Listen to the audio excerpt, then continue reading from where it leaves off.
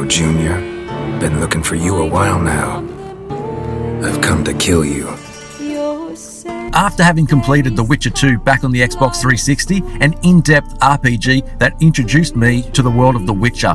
Its detailed world, interesting story, and memorable cast of characters made it definitely one to play, and it's still a game I'd recommend to others even today. But I always had the feeling that I wanted a Witcher game where the world really opened up and offered much more exploration and quests, and CD Projekt Red granted these wishes for myself and perhaps many others with the release of The Witcher 3 back in 2015. Each year we have great games that are released, but The Witcher 3 wasn't only one of the best games of 2015, it's one of the best games of the decade, and for this gamer, it's one of the greatest games of all time. It has so many parts, and each has the same amount of time and care dedicated to them that only the very best games have. Even on subsequent playthroughs over the years, the same reasons why I was so impressed with it at release still hold true today. So let's dive into the world of The Witcher 3 in this review and analysis, where I discuss why the game is not only one of the best of the decade, it's a game other games strive to be like, and not only in the RPG genre. As a console gamer, The Witcher 3 was already an amazing looking game back in 2015 on the base systems. The size of the open world regions impressed in many areas, and the lighting was extremely impressive, especially when seeing the beauty of a sunset or sunrise or watching the light move through the trees. But the game's ambition also brought with it performance issues on these consoles, especially in areas with a lot of water or fog, such as the fantastic Crookback Bog area.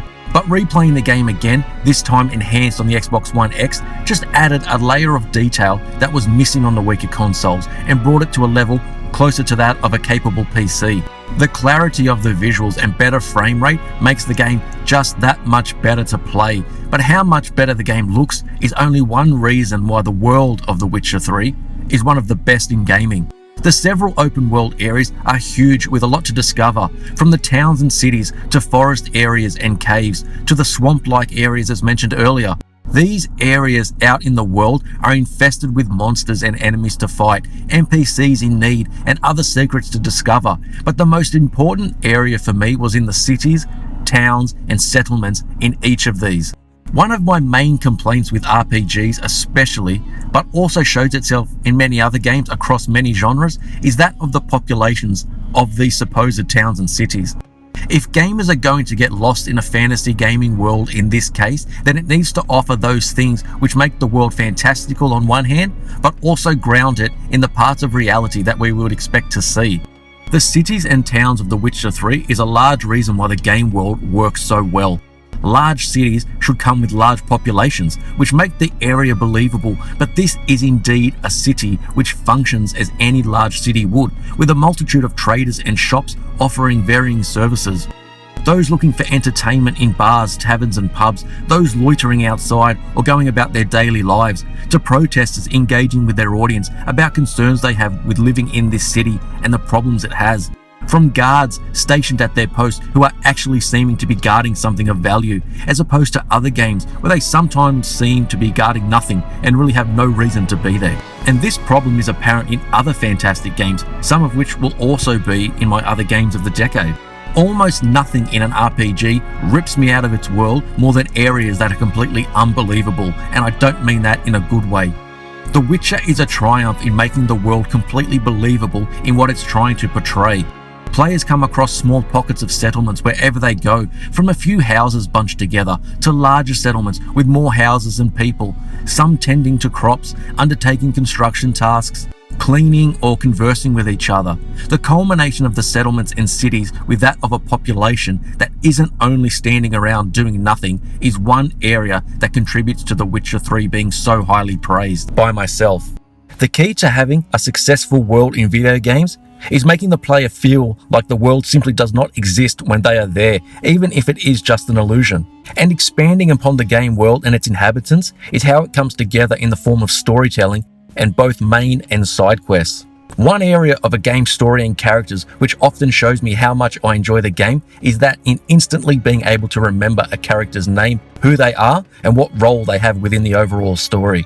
The Witcher 3 is one of those games who doesn't have an overly large number of main characters or supporting characters, but those that it does have are fully realized with their own personality and some with their own motivations and values. Oftentimes, getting this right in games is incredibly difficult and becomes even more difficult if the story itself isn't engaging enough with players to the point where they switch off or tune out from it.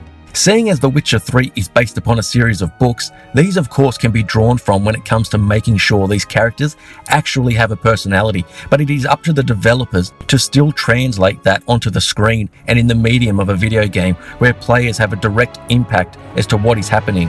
We of course have Geralt, the Witcher himself, but we also have Yennefer, Triss, the Bard Dandelion, and Emir, the Emperor of Nilfgaard.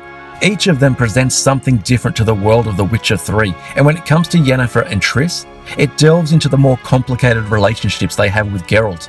This in particular lets players become a part of this love triangle and have a say in how things play out, but at no time does this ever feel forced. Even though it's the third game in the series and these characters have already become known to us, it's as if we have only scratched the surface of the long history that they each have with each other and the history they had on their own. Now with the Witcher TV series, those who haven't read the books get a chance to see how a lot that is in The Witcher 3 came about. The beginnings of Yennefer and Ciri as we know them, for example. But the game goes beyond just the main characters and introduces side characters who will give players their own quests to complete, and this is where we delve into how well The Witcher 3 handles its quests and how even the side quests put many main campaigns in other games to shame. These are often lengthy and makes the world feel more alive as opposed to doing a simple fetch quest in other games, which is often filler content and makes players wonder why, as such an important character, why we are tasked with doing simple, mundane things. We are also able to undertake Witcher contracts from the various notice boards in the different settlements, which helps to level up Geralt, but includes both lore and other story content on top of the huge bestiary and glossary which players can read up in the menus. But when it comes to main quest lines, then The Witcher 3 has one of the greatest single-player campaigns of the last decade, and this mostly comes down to one reason for me. The Witcher 3 does a fantastic job in making each of the quests flow into one another. When one ends, you organically enter the next, but it all can feel like one huge long quest, where choices and past actions come back into play the further we get into the game.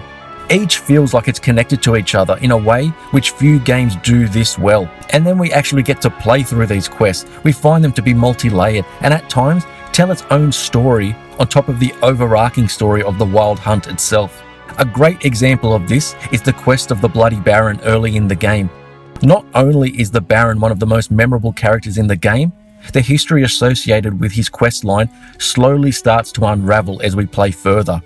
Searching for his wife and daughter, who have disappeared, we discover the history of infidelity from his wife, the substance abuse of the Baron and why, but also the domestic abuse which he has been guilty of. But with a daughter also involved, it becomes the tale of a family that is broken.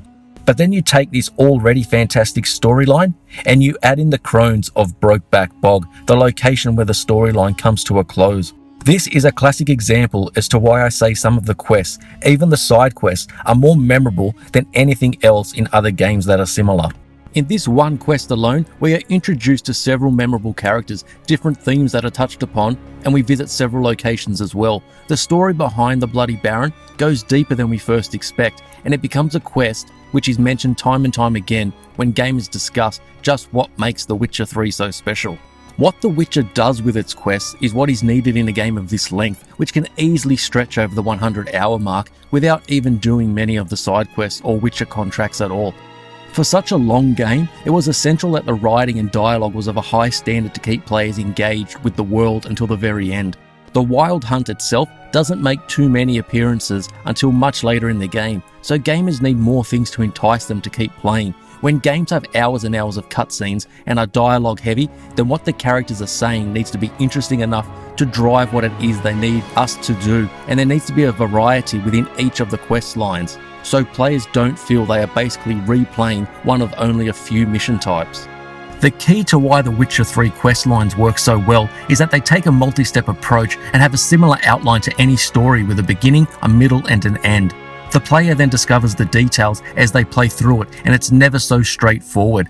This then keeps the player's interest, but the quests help to flesh out the world of The Witcher 3 as well, which is dripping in lore and history.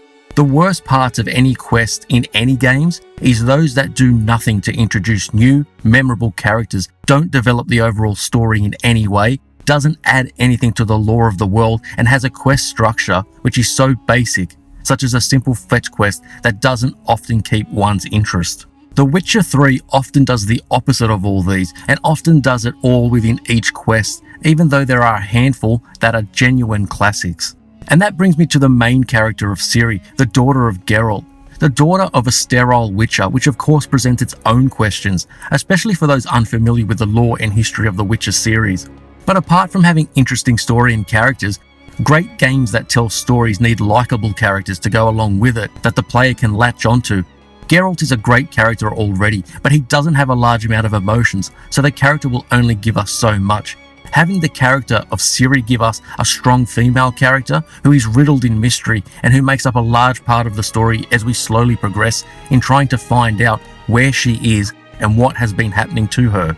Often alone or with strangers and in danger, Ciri is trying to outrun the wild hunt as we try and catch up to her by entering into quests and finding out more information about what has been happening with her.